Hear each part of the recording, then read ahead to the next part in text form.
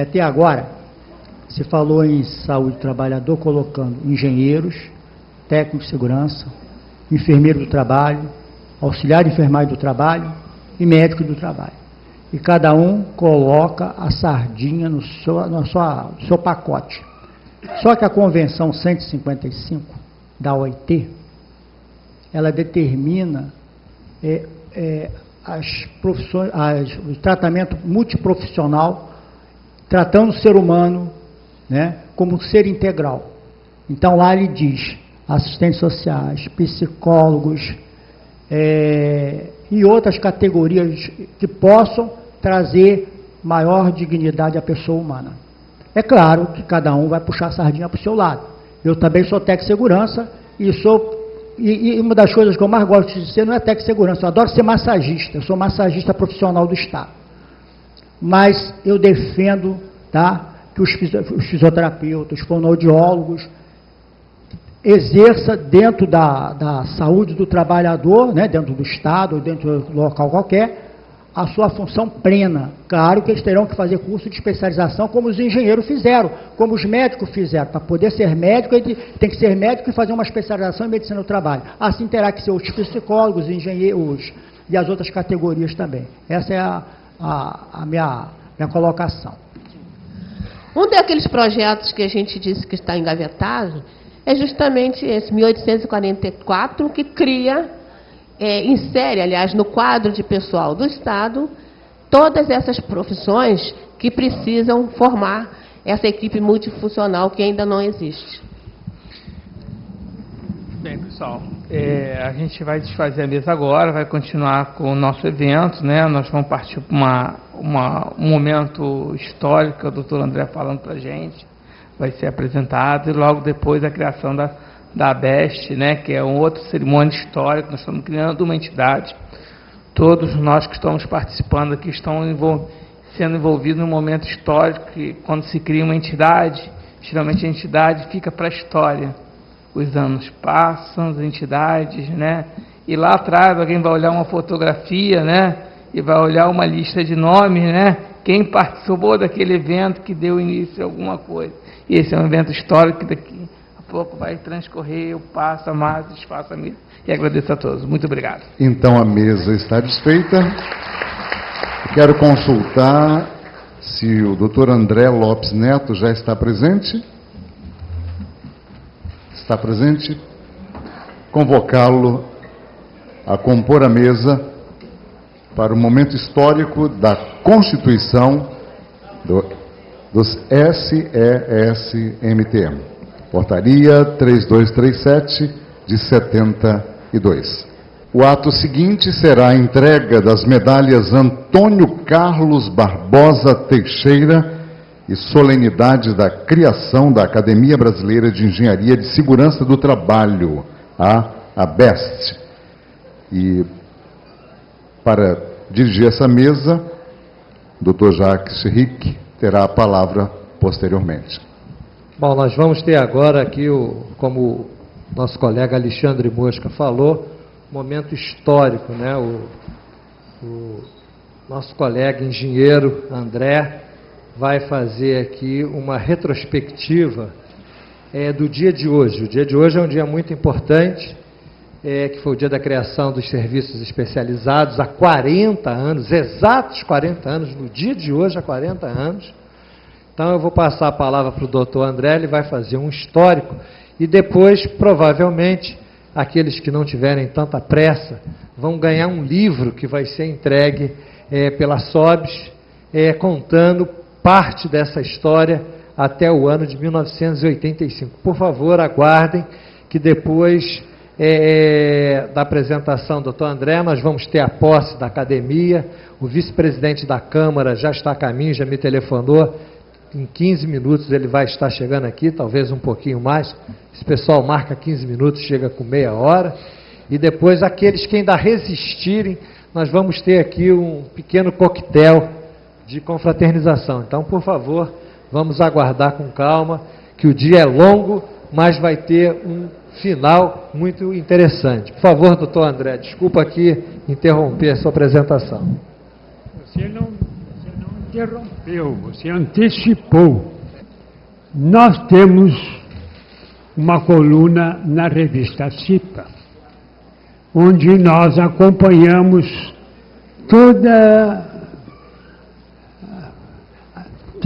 damos a nossa visão do que vem acontecendo no mundo da engenharia de segurança e nas suas repercussões nas áreas paralelas. No ano de 2006, em homenagem ao Dr. Barbosa, Antônio Carlos Barbosa Teixeira, que foi praticamente o incentivador, o pioneiro na área da regulamentação da engenharia de segurança, nós publicamos um artigo e eu vou colocar esse artigo à disposição de todos os senhores, porque ele está no meu livro, no que foi publicado, e que eu vou ler para vocês, contando a história e sendo, portanto, o mais preciso sobre os acontecimentos que ocorreram na época, para mostrar como é que se criou a engenharia de segurança, a análise correlata de todos os problemas de trabalho no Brasil. No dia 28 de dezembro de 1967, saiu o capítulo 5 da CLT, foi modificado, houve um decreto-lei. E ele dizia no artigo 164, 1967, as empresas que, a critério da autoridade competente em matéria de segurança e higiene do trabalho, estiverem enquadradas em condições estabelecidas nas normas expedidas pelo Departamento Nacional de Segurança, deverão manter obrigatoriamente serviço especializado em segurança e higiene do trabalho e constituir comissões internas de prevenção de acidente. Assim nasceu, em 1967, tanto a CIPA, como obrigatoriedade, como serviços, como uma ideia, não uma obrigatoriedade, porque não havia ainda uma formulação. Em razão dessa prescrição, iniciaram-se estudos no Departamento Nacional de Segurança e Higiene, contando com a participação de profissionais, empresários, lideranças sindicais, mantendo o princípio tripartite que é básico das nações, das nações que participam da ONU, da Organização de Nações. Então, a partir disso, com esses profissionais, empresários, lideranças sindicais, profissionais, empresários, profissionais, no sentido de ver qual seria a melhor estrutura, ainda não se tinha ideia de que estrutura deveria se dar o serviço. Através de um processo do Ministério do Trabalho, de 1970, de 67 até 70, ficou-se em estudos de gabinete, para que vocês vejam como é que a história se repete. Em 70, o DNSHT coordenou todos os trabalhos prévios e propostas existentes sobre o assunto. Assim sendo, no início da década de 70, já existia por parte do poder público uma ideia das finalidades. O que faltava a eles é dar a redação dessas ideias. O grande problema que existia era como dimensionar o serviço. Como dar números a técnicos, engenheiros, médicos dentro da organização e enquadrar isso com o tamanho das empresas, com o número de trabalhadores e o ramo de atividade. Vê que o problema não era fácil. Hoje nós temos isso de mão beijada, mas na época não existia. Assim sendo, no início da década de 70 já existia essa ideia. O grande problema era como dimensionar o serviço. Nessa altura, a SOBES, Sociedade Brasileira de Engenharia e Segurança, que tinha sido criada em 71, foi em 71 que ela começou a realizar também seus estudos. Dr. Barbosa, que tinha sido engenheiro do Ministério do Trabalho, entrou para a Petrobras, organizou o Serviço de Engenharia de Segurança da Petrobras e criou a Sociedade Brasileira de Engenharia de Segurança, da qual ele foi primeiro presidente e eu um dos primeiros colaboradores. Porque, na época, que eu conheci o Dr. Barbosa, o Ministério da Saúde, através da Fiocruz, criou um curso chamado Curso Básico de Saúde Pública para Engenheiros, especialização em higiene industrial. Eu servia numa fábrica do Exército, me interessei pela coisa, pedi ao meu comandante, ele permitiu, eu me inscrevi, me dispensaram no Exército e eu passei um ano no Ministério da Saúde, tirando o primeiro curso que surgiu no Brasil de o que é hoje a Engenharia de Segurança. Era um curso de 1.300 horas. Eu, quando mostrei isso, agora esse curso de Engenharia de Segurança, 600 horas, eu escrevi um artigo em que eu mostro a comparação dos dois currículos.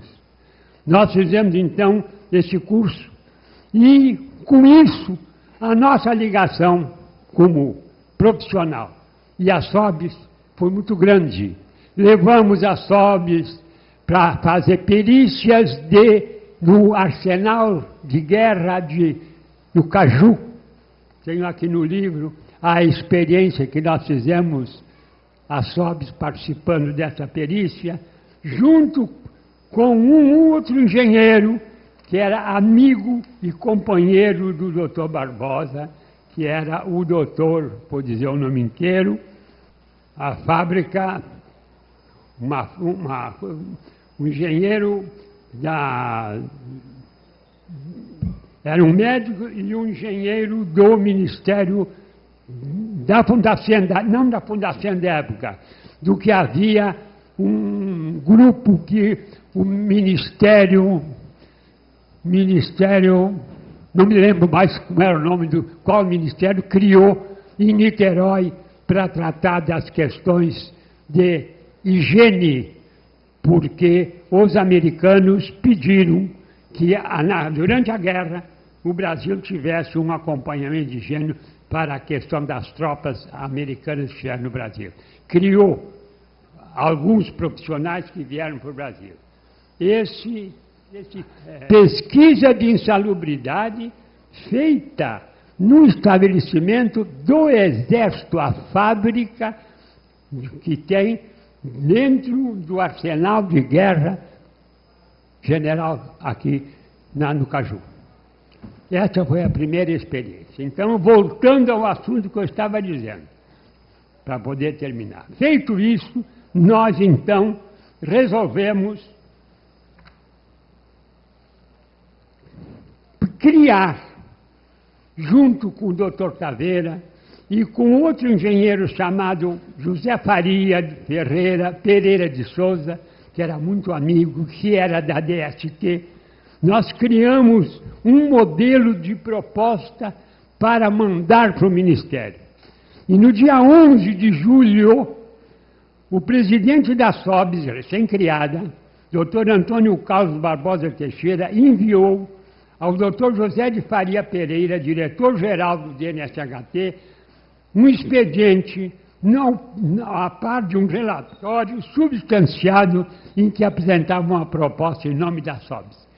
E vocês vejam, então, o que dizia a proposta, como se criticava a proposta do Ministério e como esta proposta é que ficou aprovada em 1972.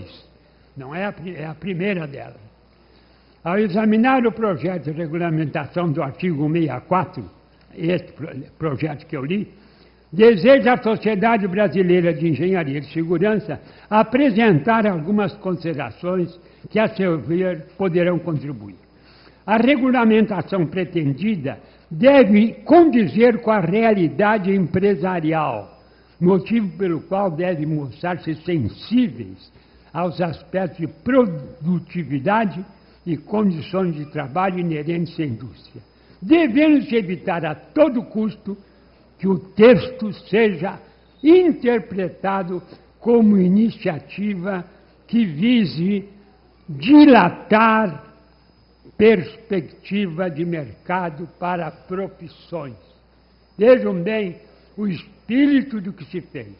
Não é porque se faz isso que se vai aumentar os quadros. Vamos procurar treinar os quadros existentes. Seria de toda a conveniência que o processo de vincular a obrigatoriedade simplesmente ao número de empregados, que era a ideia primitiva, fosse substituído por outro, realmente um pouco menos simples, mas muito mais condizente com a realidade. Trata-se de subordinar essa obrigatoriedade à exposição ao risco, porque a proposta inicial do Ministério não entrava em análise o risco possível, provável, existente. Provável, possível ou existente. Era apenas o número de empregados. Então, o doutor Barbosa propôs que se analisasse o risco, se classificasse as empresas e distribuísse, então, um maior serviço para aquelas empresas em que o risco fosse maior. Quando eu digo risco, eu quero dizer presença de agentes de risco. Essa expressão risco, da maneira como é empregada, ela é quase normalmente errônea. Nós temos que tratar com agentes de risco. O risco é uma probabilidade. O que nós enfrentamos são os agentes de risco presentes no ambiente. E isso não é dito dessa maneira, nem nos diplomas legais, nem na linguagem dos profissionais.